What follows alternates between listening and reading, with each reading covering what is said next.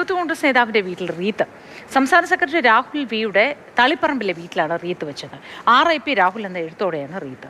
ഫെലിക്സിൻ്റെ വിശദവിവരങ്ങൾ നൽകാനായി.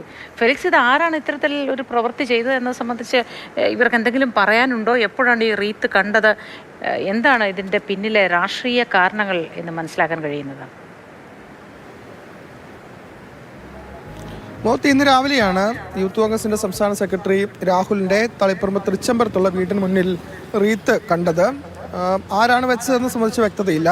ഈ റീത്തിൽ RIP രാഹുൽ എന്ന് എഴുതിയിട്ടുണ്ട്. ഇന്നലെ കണ്ണൂരിൽ വലിയ സംഘർഷം നടന്നിരുന്നു.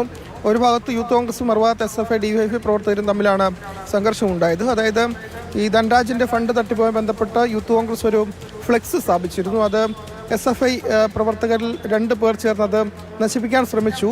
അത് പിന്നീട് വലിയ സംഘർഷത്തിലേക്ക് പോവുകയും മാർച്ചിനിടെ കല്ലേറും ഒക്കെ ഉണ്ടായി. അതിന് പിന്നാലെയാണ് ഇന്ന് രാവിലെ ഈ രാഹുലിൻ്റെ വീടിന് മുന്നിൽ റീത്ത് കണ്ടത്. ഇന്നലെ ഈ പ്രതിഷേധത്തിൽ രാഹുൽ പങ്കെടുത്തിരുന്നു. DYFI ആണ് ഈ റീത്ത് വെച്ചതിന് പിന്നിൽ എന്നതാണ് ഇപ്പോൾ യൂത്ത് കോൺഗ്രസ് ആരോപിക്കുന്നത്.